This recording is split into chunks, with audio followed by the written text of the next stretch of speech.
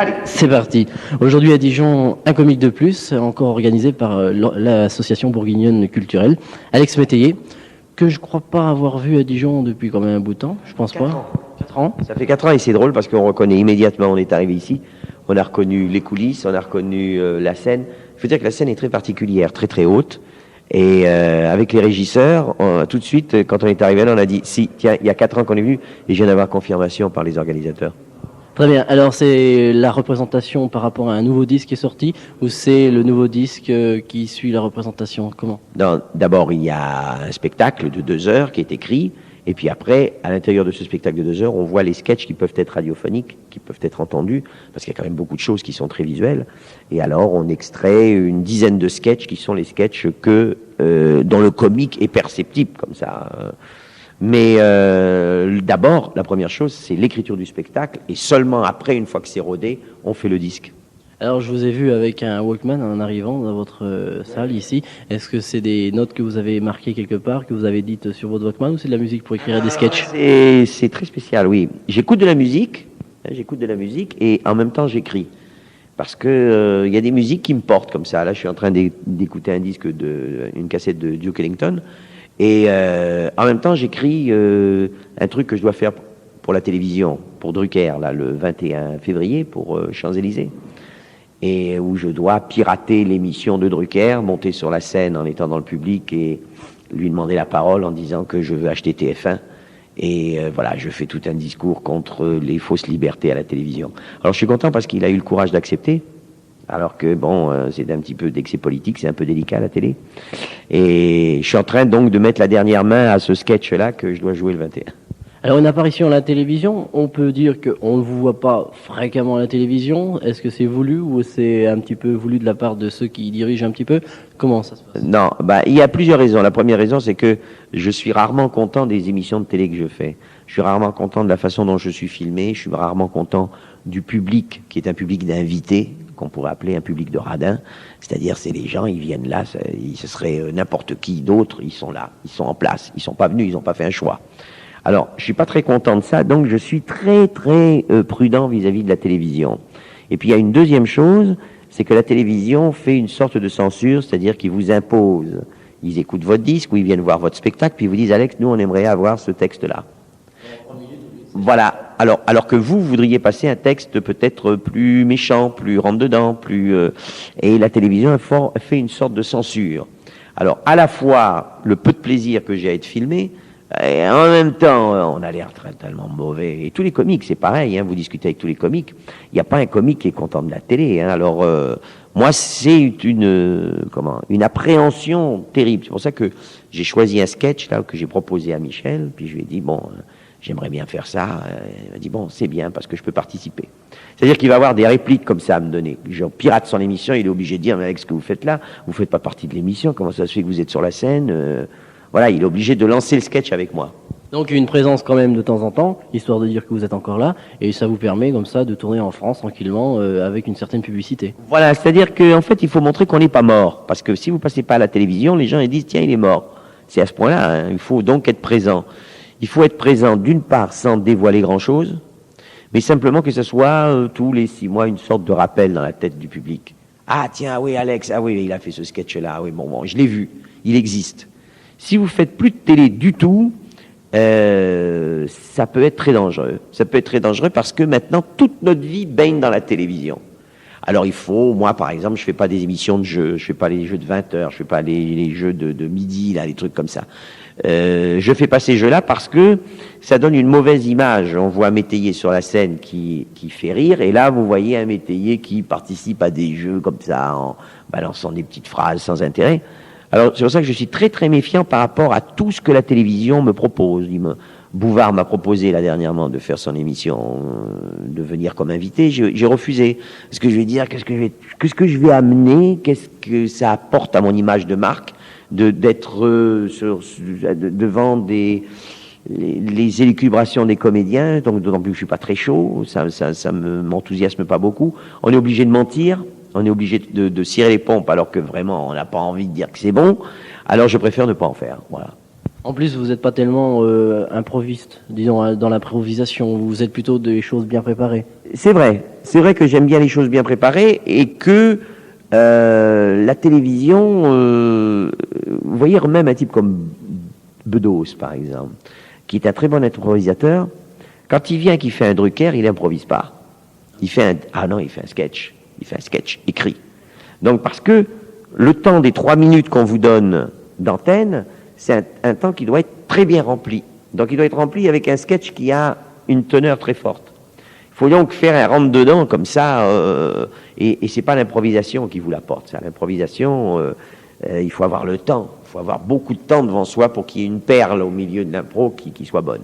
Et en plus, vous n'êtes pas du style à déconner dans une interview ou quoi que ce soit, comme certains le font, soit Bedos. Même Bedos, pendant qu'il interview, il est rare qu'il reste sérieux. Voilà, moi j'ai un type de comique qui est, je dirais, un type de comique écrit, hein, qui est répété, mis en place, mis en scène. Mon spectacle s'apparente, il s'approche plus du théâtre que du côté musical. Vous savez, on a, je sais pas, près de 80 effets d'éclairage, on a une bande stéréo, on a beaucoup d'effets de théâtre. Donc c'est tout le contraire d'un type qui vient devant un micro puis qui raconte des bonnes blagues.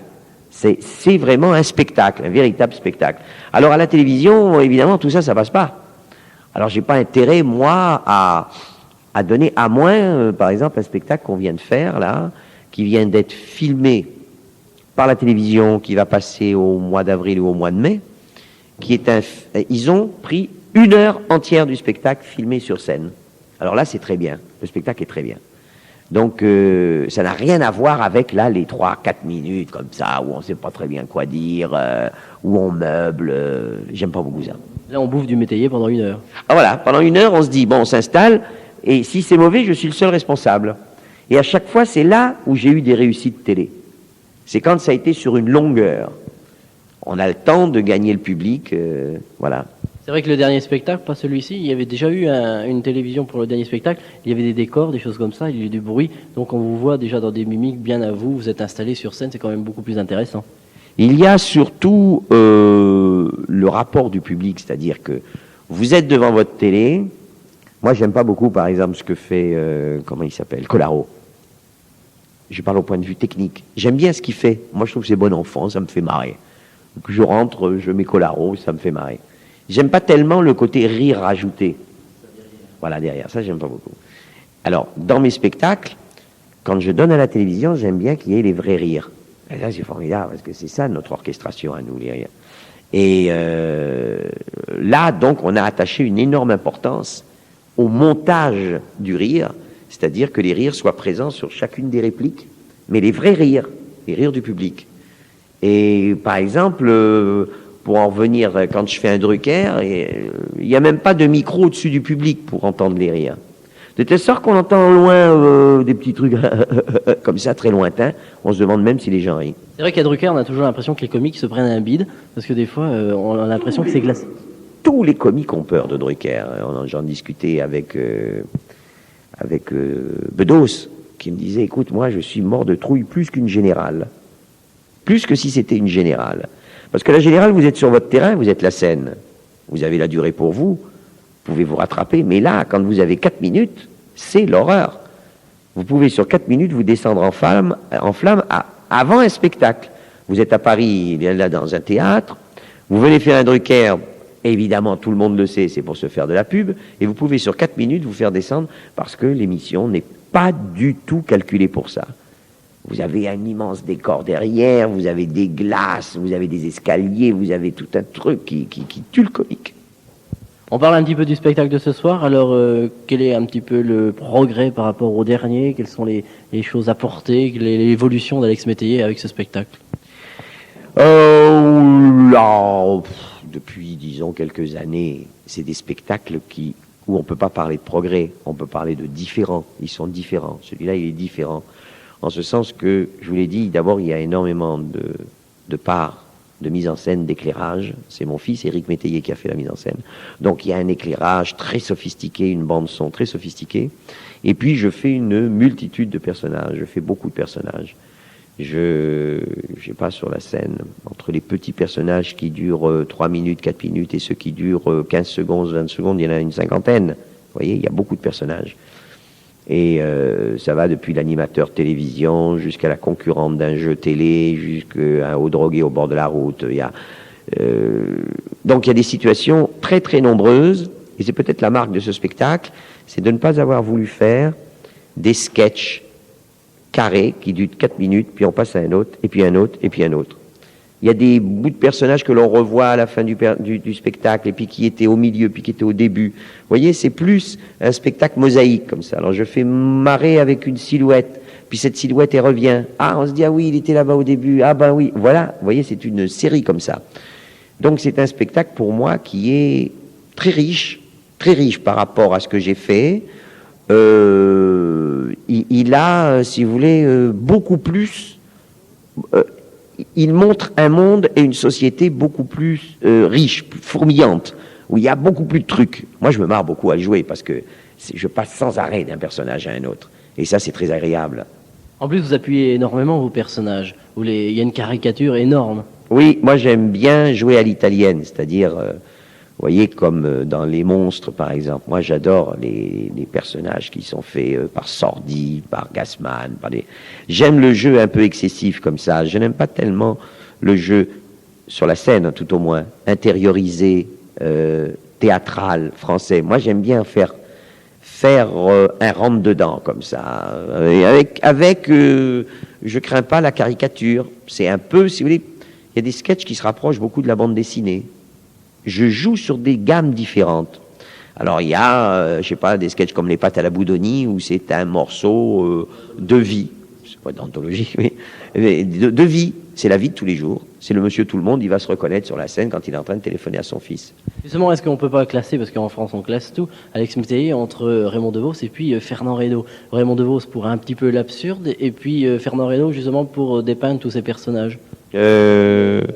Oui, un Fernand Reynaud moderne, c'est-à-dire parce que les thèmes ont changé. Fernand faisait des thèmes qui étaient des thèmes...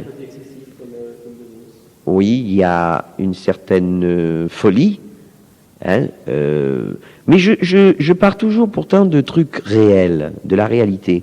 Je prends des photos de la vie, je photographie les gens, comme ça, dans les bistrots, dans la rue, un peu partout. Je prends des portraits, et à partir de ces portraits-là, je vais faire des sketchs. Mais c'est très, très, très souvent des choses ou que j'ai vues à la télé, ou que j'ai vues dans la rue, mais c'est des choses vues. C'est peu de choses qui sont vraiment purement inventées. Et vous n'êtes pas devant votre feuille et en train de dire, tiens, je vais créer un sketch. Non, je prends des notes, j'ai un paquet de notes, et puis je prends ces notes, et puis à partir de là, je vais construire. Donc c'est beaucoup des observations de l'existence, comme ça. Ça a toujours été ça. Et à partir du moment où on écrit un sketch, on prend les notes, on regarde la télévision, puis tout d'un coup, avec une autre émission, un autre comique, tiens, malheureusement, il a pris l'idée, et vous l'aviez en note et peut-être prévu pour un sketch, ça arrive? Ah ben, ça arrive. Oui, c'est arrivé. C'est même arrivé que je joue un sketch en sachant pas qu'il avait déjà été exploité, parce que j'avais pas vu le spectacle. J'avais donc même pas vu le spectacle. Et puis que après on me dise, mais tu sais que le sketch, ah bon, d'accord, ok. Mais tout le monde a connu ça. Hein. Il y a eu des procès célèbres sur le plagiat. J'avoue que moi, c'est jamais volontaire. Si je pouvais piquer en toute impunité, je piquerais. Hein, ça me gênerait pas du tout. Mais il y a une punition, il y a un procès, tout ça. Vous savez, je peux être très malhonnête. Hein. Quand il s'agit de faire rire, les comiques, ils sont prêts à utiliser n'importe quoi. On a accusé Fernand Reynaud de plagiat parce que c'est vrai qu'il piquait les histoires qui étaient racontées par d'autres sur scène. Mais il en faisait un truc tellement génial. Les autres ont disparu. C'est lui qui est resté dans la mémoire des gens. Et les histoires, bon ben, il en a fait des véritables petites scènes. C'est lui qui était génial. C'est donc lui qui avait raison. Pareil pour Stéphane Collaro, quand on regarde ses sketchs à la télévision, si c'est histoires drôles, si on prend le dictionnaire des histoires drôles, on les retrouve toutes dedans. Ça a peu d'importance. Moi, toutes les histoires que je vois chez Collaro, je les connais. Vous avez raison qu'il y a des anthologies d'histoires, hein, bon. Et ça me gêne pas, parce que ils font un traitement marrant, un peu comme ça, premier degré, ça me gêne pas du tout. Ils habillent l'histoire, ils l'habillent, vous comprenez? Alors, elle devient complètement différente. C'est une recréation. Alors, ça me gêne pas. La chute est augmentée comme ça. Voilà. Alors maintenant, les métayers travaillent en famille. Ben oui, j'ai un fils, et mon fils a fait la mise en scène. Il a fait une très belle mise en scène. Il m'a apporté beaucoup sur le plan donc de la mise en image du spectacle. Il joue des sketchs aussi. Alors lui, il joue pas dans mon spectacle. Lui, il est surtout un improvisateur formidable. Il fait partie de la Ligue d'improvisation française, la LIF. Et puis là, il est en train de préparer un spectacle, mais pas tout seul. Il veut pas tout seul. Ils vont être à 3, une comédienne et 2 comédiens, qui devraient jouer à la rentrée, à partir de la rentrée, au théâtre Montparnasse. Alors, c'est un spectacle comique, évidemment, mais qui sera à 3 personnages. Ouf, je dis ouf. Parce que s'il avait fait sur les mêmes travées que moi, s'il avait marché sur la même route, ça aurait été délicat. Pour vous, personnellement? Mais imaginez qu'il soit très très bon. Mais c'était une catastrophe. Je l'aurais tué. Non, mais on en a parlé. Lui, il me dit non, moi, je t'ai trop vu te bagarrer tout seul et moi, j'ai besoin des autres. J'ai besoin d'être avec d'autres. Parce que c'est pas toujours facile tout seul. Hein. Mais pour tout, c'est pas facile. C'est pas facile pour l'écriture, pour jouer, pour la fatigue, pour tout. Mais moi, j'aime bien ce pari-là. J'adore ça. Mais on entend beaucoup en ce moment Patrick Sébastien dire il faut des comiques, il faut encore des comiques parce qu'il y en a eu d'autres disparus. Bon, là, c'est un fils de comique qui prend, c'est peut-être un peu plus facile pour lui, je sais pas. Mais est-ce que c'est facile? Bon, par rapport, on sait que la chanson, c'est pas très facile, le théâtre, c'est pas très facile. Est-ce que c'est aussi facile pour les comiques? Ceux, du moins, qui veulent être comiques. Si c'était facile, on serait évidemment beaucoup plus nombreux. Hein, parce que, en fin de compte, on n'est pas 10. Hein, quand on rajoute même les jeunes, comme Boujna, qui viennent d'arriver, vous avez mis De Vos, Bedos, Bernard Allaire, Villeray, Métayer, Boujna, Desproges. Je vous dis, Sylvie Joly, il y a une femme, il n'y en a plus qu'une maintenant. Non, il y a donc une toute petite confrérie. Les chanteurs sont une centaine par rapport à nous. Donc c'est dur. C'est très dur de se créer un style. C'est très dur de sortir du lot. C'est très dur qu'on vous remarque parce que vous avez créé un truc nouveau. Et c'est vrai que quand vous dites que chaque comique a sa marque, eh ben oui, c'est vrai qu'il y a le comique métaphysique de Vos, le comique politique de Bedos, le comique philosophique de Bernard Allaire, je dirais le comique social de Métayer, le comique d'accent et de folklore de Boujna, le comique journalistique de Desproges. Vous voyez, chacun, quand on regarde bien, chacun a amené un style. Il reste plus de place en plus. Alors, il reste, heureusement qu'il va arriver plein de comiques jeunes derrière, j'en suis sûr. Ben non, les relèves sont assurées à chaque fois, non. Mais c'est vrai que là, immédiatement, maintenant, je vois peu de comiques dans la trentaine. Je vois pas de comiques dans la trentaine. De comiques connus, à part Boujna, Villeray doit avoir une 40aine d'années déjà, j'en vois pas. Donc ce qui prouve que c'est quand même très très dur d'arriver à créer un nouveau style. Il y a sûrement des mecs en ce moment qui sont en train de travailler obscurément dans un café-théâtre et qui seront les grandes vedettes de demain, ça c'est sûr, c'est absolument certain. Vous pensez que les cafés-théâtres à Paris donnent encore leur chance à des comiques justement? Oui, c'est les seuls lieux d'ailleurs. Hein. Il n'y a plus de cabaret comme... quand j'ai débuté, donc les cafés-théâtres vous forcent à faire une heure intéressante. Il faut arriver à faire une heure intéressante. Alors quand vous êtes un débutant, c'est très dur, de telle sorte que c'est vrai qu'il y a beaucoup de spectacles à Paris, de cafés-théâtres, qui sont intéressants sur un quart d'heure, 20 minutes. Et puis le reste, bon, ben, c'est encore un peu vert, mais il y a des comiques jeunes qui sont au café-théâtre et qui arriveront sur le devant de la scène dans 4-5 ans, c'est sûr.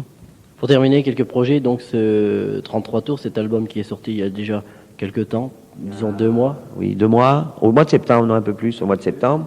À la fin du mois de septembre. Et là, non seulement je suis en train de travailler sur le prochain spectacle qui s'appelle Morale d'acier, que je devrais jouer donc en octobre 88 au Théâtre du Gymnase, mais en même temps, je suis en train de préparer un film que je devrais tourner cet été, dont je suis l'auteur, et qui s'appelle Temesta Vodka. Et alors voilà, je suis en plein boom, parce que je fais à la fois cette tournée qui se termine donc début avril, après on enchaîne sur le film, et après on enchaîne sur le spectacle et la répétition, et voilà, et on devrait débuter en octobre 88 pour quelques mois à Paris. Le gymnase, c'est un peu la chapelle des comiques à Paris. Ben, c'est devenu la chapelle des comiques. Pourquoi? Parce que la scène se prête admirablement bien à ce type d'exercice. Bon, c'est la théâtrale italienne, les gens sont très proches, le plateau est vaste et bien. C'est par exemple mieux que ce que j'ai fait au Casino de Paris. Le Casino de Paris, c'est immense, c'est un immense truc. Et pour être vu par les gens tout au bout, tout au fond de la salle, c'est un peu dur. Je m'en suis aperçu, moi, un peu trop tard. On a signé sur la notoriété, Gainsbourg y était passé, je venais derrière, ça me faisait plaisir de passer derrière Gainsbourg. Et finalement, et puis aussi, comment il s'appelle? Higelin. Il y a eu Higelin, Gainsbourg, et derrière moi. Donc il y avait une espèce de tradition comme ça, de grandiose, disons. Mais en fait, c'est pas mon...